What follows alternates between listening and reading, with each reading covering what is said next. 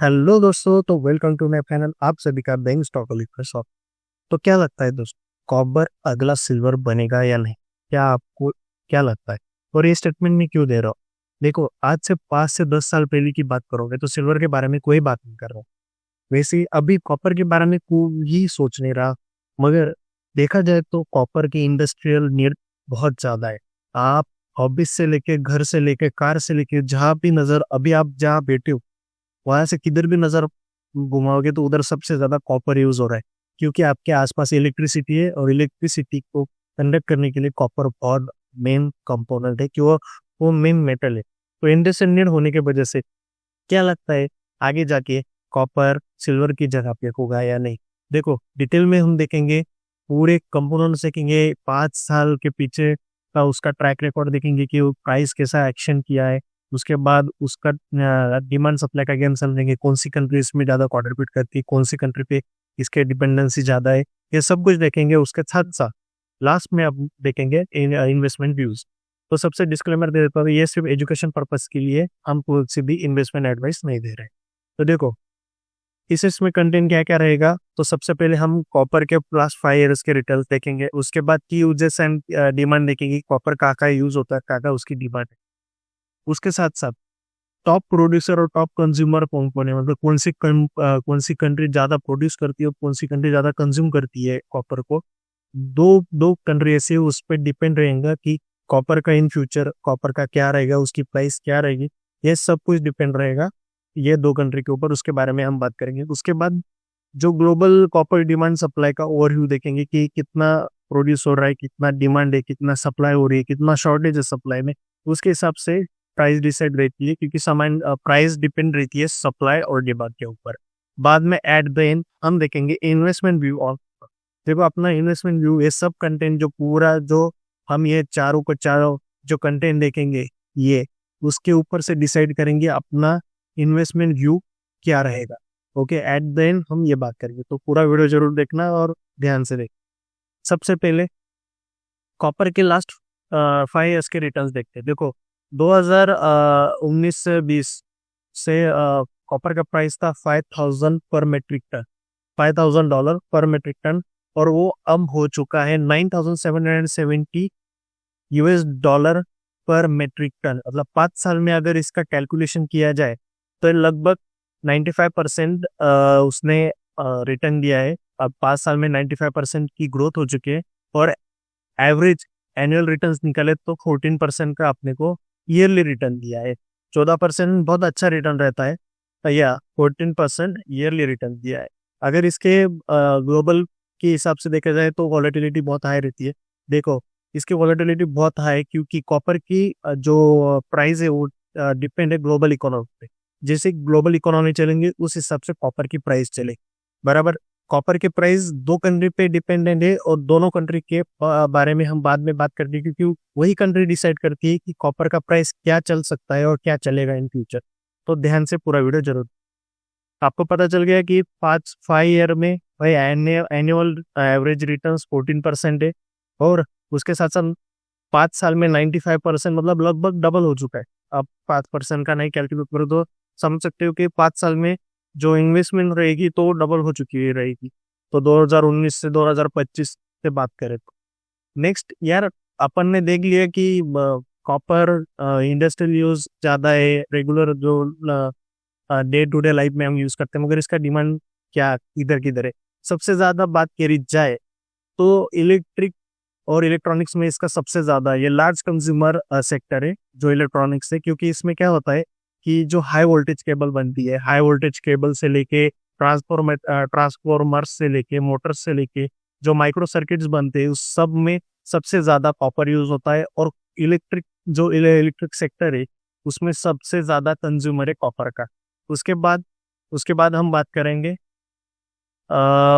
Renewable energy. जो renewable energy, इसमें भी सबसे ज़्यादा कॉपर यूज़ होता है, क्योंकि जो इलेक्ट्रिसिटी ट्रांसफर करने के लिए बेसिकली कॉपर यूज़ होता है, क्योंकि उस पर कैपेसिटी बहुत ज़्यादा रहती है कॉपर की। इसके वजह से सब लोग कॉपर यूज़ करते हैं इलेक्ट्रिसिटी ट्रांसपोर्ट करने के लिए। उसके बाद इलेक्ट्रिक व्हीकल।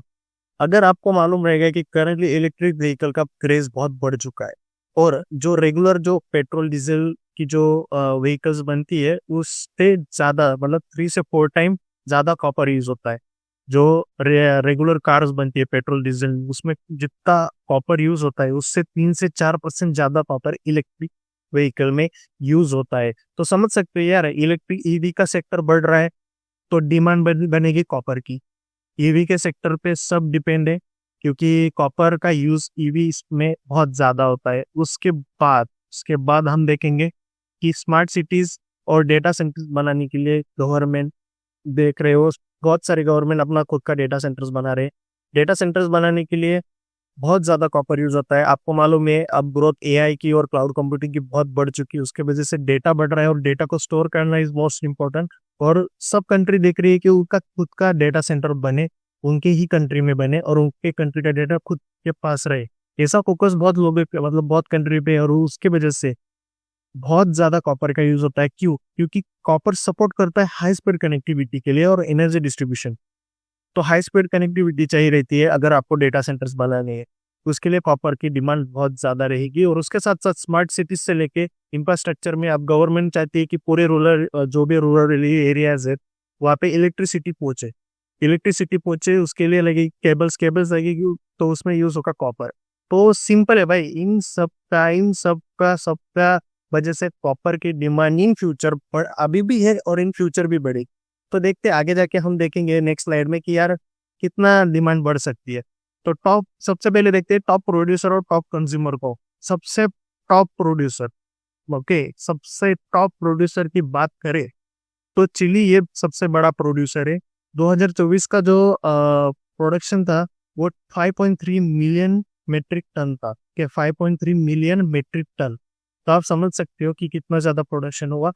ग्लोबली जितना कॉपर का प्रोडक्शन होता है उससे 23% सिर्फ चिली निकालता है, के 23% चिली निकालता है। और वर्ल्ड में जितने भी रिजर्व है, कॉपर रिजर्व है, उससे उसके 19%, 19 से 20% सिर्फ चिली के पास है। तो समझ सकते हो कि चिली ऐसा देश है कि वो डिमांड सप्लाई को, मतलब सप्लाई को कंट्रोल करके प्राइस कॉपर का बढ़ा सकता है और कम कर सकता है। अगर कॉपर का सप्लाई, हम देख रहे हैं कि चिली ये सप्लायर है मगर इसका कंज्यूमर सबसे ज्यादा, तो भाई सबसे फेमस कंट्री चाइना। चाइना सबसे ज्यादा कॉपर यूज करता है लगभग वर्ल्ड में। ग्लोबली 50%, जितना मतलब 100% प्रोड्यूस होगा तो 50% ग्लोबली सिर्फ चाइना यूज करता है। क्यों?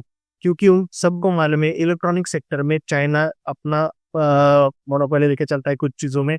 उसके साथ साथ उसके पास कंस्ट्रक्शन के बहुत काम चल रहे हैं। और ईवी में सबसे ज्यादा, अगर ईवी में कोई आगे रहेगा तो चाइना ने। ग्रीन एनर्जी के साथ साथ ईवी में वो बहुत आगे है। और आपको मालूम है कि चाइना फोकस कर पाए बहुत ज्यादा ग्रीन एनर्जी के ऊपर। तो यार इसके वजह से कॉपर की डिमांड चाइना में बहुत ज्यादा है, बहुत मतलब बहुत ज्यादा। अगर आप बात करेंगे कि यार क्यों बात कर रहे हैं हम चिली और चाइना के बारे में क्यों बात कर रहे हैं, तो ये दोनों मैटर करते हैं प्राइस के ऊपर। ओके, देखो why these two countries are mattered. देखो सप्लाई अगर कंट्रोल किया जाए, यार चिली प्रोड्यूस सबसे ज्यादा प्रोड्यूस करता है कॉपर को, तो यार ये प्राइस डिसाइड कर सकता है कि ये सप्लाई कम ज्यादा करके प्राइस डिसाइड करे। डिमांड चाइना, चाइना के ऊपर, चाइना की इकोनॉमी अच्छी रहेगी, चाइना की इकोनॉमी अच्छी रहेगी तो वो ज्यादा अपना इंफ्रास्ट्रक्चर बढ़ाएगा, इलेक्ट्रॉनिक सेक्टर में बूस्ट करेगा, ईवी बनाएगा, ग्रीन एनर्जी पे बहुत ज्यादा खर्चा करेगा। अगर इनकी इकोनॉमी बूस्ट होती है उससे डिमांड बढ़ेगी, सप्लाई भी रहेगी, तो ऑटोमेटिकली जो कॉपर की प्राइस है वो बढ़ेगी, मतलब बढ़ेगी। सिंपल रहा। तो ये दो कंट्री, चिली और चाइना, ये बहुत ज्यादा मैटर करती है कि यार फ्यूचर में कॉपर की प्राइस क्या रहेगी। ओके, तो सबसे बेस्ट ये चाहे चिली और चाइना ट्रेड में देखोगे तो अच्छा उनकी फ्रेंडशिप है। ठीक है, उनकी दोनों के जो ट्रेड्स है वो अच्छे चलते, दोनों में कुछ डिस्प्यूट्स नहीं है, बहुत अच्छे से वो ट्रेड करते हैं। तो इन फ्यूचर भी ऐसा कुछ होगा नहीं कि चिली और चाइना में कुछ हो जाएगा और उनका, क्योंकि दोनों एक दूसरे पे डिपेंडेंट है। वैसे तो चिली लिथियम भी बनाता है, तो उसकी जरूरत चाइना को भी रहती है। तो आपको मालूम ही रहेगा कि ईवी में बैटरीज होती है और बैटरीज बनाने के लिए लिथियम होता है। तो दोनों कंट्री कंट्री की अच्छी फ्रेंडशिप है और उनका जो ट्रेड है अच्छे से चलता है। तो फ्यूचर में भी ऐसा कुछ होगा, मतलब उनका कुछ डिस्प्यूट हो गया या कुछ होगा तो वैसे कुछ नहीं। नेक्स्ट है भाई कॉपर की डिमांड सप्लाई का गेम, क्या बोल, क्या? देखो, अ, अब बात करें तो वर्ल्ड कि कॉपर प्रोडक्ट प्रोड्यूस करने जो करता है, तो जो कंज्यूमर से तो हमने देख लिया। तो 2024 की बात करें, ओके, 2024 में वर्ल्ड के टोटल रिफाइंड कॉपर की डिमांड थी 26.14 million ton. Okay, million ton, 26.14 million ton. और 2025 में वो बढ़कर हो गई 26.73 मिलियन टन। ओके, अगर आप ग्लोबल जो 24 का डेटा देखें तो लगभग तो उसकी सप्लाई सिर्फ 22.9 के आसपास उसकी सप्लाई थी, मिलियन टन की सप्लाई थी। अगर इसको कंपेयर करें तो इसमें मतलब करीब करीब 0.4 मिलियन टन्स का शॉर्टेज आपको इसमें दिख रहा है। ओके, 0.4 मिलियन टन्स का शॉर्टेज दिख रहा है। अगर आपको मालूम ही होगा, अगर शॉर्टेज दिखेगा तो बेसिकली प्राइस बढ़ेगी। ओके, तो नेचुरली शॉर्टेज रहेगा, 0.4 मिलियन टन्स का शॉर्टेज चल रहा है। अब देखो, सप्लाई कम रहेगी, डिमांड ज़्यादा रहेगी और सप्लाई टाइट रहेगी तो ऑटोमेटिकली प्राइस बढ़ेगी। सिंपल गेम, सप्लाई डिमांड का गेम ऐसा ही चलता है। अगर डिमांड बहुत ज़्यादा है, सप्लाई टाइट चल रही है, तो इन फ्यूचर प्राइस बढ़ेगी, मतलब बढ़ेगी, क्योंकि प्राइस डिपेंड है सब डिमांड सप्लाई पे। तो आपको ये पूरा डेटा बहुत इंपॉर्टेंट है यार। आप सिर्फ नंबर्स को कैलकुलेट करोगे तो आपको पता चलेगा यार ऑलरेडी शॉर्टेज चल रहा है कॉपर का, और कॉपर की डिमांड बढ़ रही है। इन फ्यूचर भी अगर प्रिडिक्ट किया जाए तो ये 2050 तक, मतलब बहुत दूर हो गया, मैं 50 तक 50 मिलियन टन्स का उनका प्रिडिक्शन है, और 2025 तक ये 30 मिलियन टन्स तक पहुंच जाएगा। तो देख सकते हैं नेक्स्ट 10 ईयर भी इसका ग्रोथ बहुत अच्छे होने वाला है और इसकी डिमांड रहने वाली है। अब एडमिन अपना इन्वेस्टमेंट का जो व्यू है वो देखते हैं कॉपर। सिंपल है भाई, सिंपल सिंपल सिंपल। अगर आप इन्वेस्टमेंट पॉइंट ऑफ व्यू से देखें तो कॉपर के लिए लॉन्ग टर्म पिक्चर बहुत पॉजिटिव है, जो सपोर्ट करता है, क्योंकि डिमांड ज्यादा है। तो लॉन्ग टर्म व्यू देखोगे तो कॉपर कॉपर पॉजिटिव व्यू में चल रहा है। अगर आप इसके फोरकास्ट देखें नेक्स्ट इसका, तो एक्सपर्ट मानते हैं कि 2025 में मार्केट में 300 से 500,000 टन की शॉर्टेज पॉसिबल। अगर यार मार्केट में शॉर्टेज हुई, ओके, 300 से 500 किलो टन की शॉर्टेज हुई, तो बेसिकली प्राइस पोटेंशियली अपसाइड जाएगा। सप्लाई कम है, डिमांड ज़्यादा है, तो आपको पता चल गया होगा पिछले साइड में मैंने बात की कि सामान डिमांड और सप्लाई पे प्राइस डिसाइड होती है। तो यार सप्लाई कम रहेगा तो ऑब्वियस है भाई प्राइस बढ़ेगी, मतलब बढ़ेगी। अगर ऐसा ही रहा तो कॉपर की प्राइस देखो, कॉपर की प्राइस 10,000 पर टन के ऊपर चली जाएगी। ओके, 10,000 इसी साल, इसे 2 साल में ही देखोगे तो 2-3 साल में ये $10,000 पर टन, ओके, पर टन बढ़ जाएगी, क्योंकि इसका फेवर में। हाँ, की रिस्क है, चाइना और चिली के इकोनॉमी पे ये सब डिपेंड है, क्योंकि देखो चाइना की इकोनॉमी अच्छी चलेगी तो कॉपर बढ़ेगा, वो उनके ट्रेड और टैरिफ का भी रिस्क रहेगा। मगर चिली और चाइना अलाइज अच्छे से, उनका ट्रेड अच्छे से चलता है, तो उसके वजह से कुछ रिस्क मुझे दिख नहीं रहा। मगर ये ग्लोबल इकोनॉमी पे ये कॉपर डिपेंड करता है, इसके ऊपर ध्यान रखना। ओके, तो ये लास्ट एडलाइन बोलूंगा, डिस्क्लेमर, ये सब मैंने एजुकेशन पर्पस के लिए बताया, मैं कोई इन्वेस्टमेंट एडवाइस नहीं दे रहा हूँ। पूरा वीडियो देखने के लिए धन्यवाद। कैसा लगा मुझे ज़रूर बताना, और अपने चैनल को सब्सक्राइब जरूर करना, और किस टॉपिक पे आपको वीडियो चाहिए ये भी मुझे ज़रूर बताना। Thank you.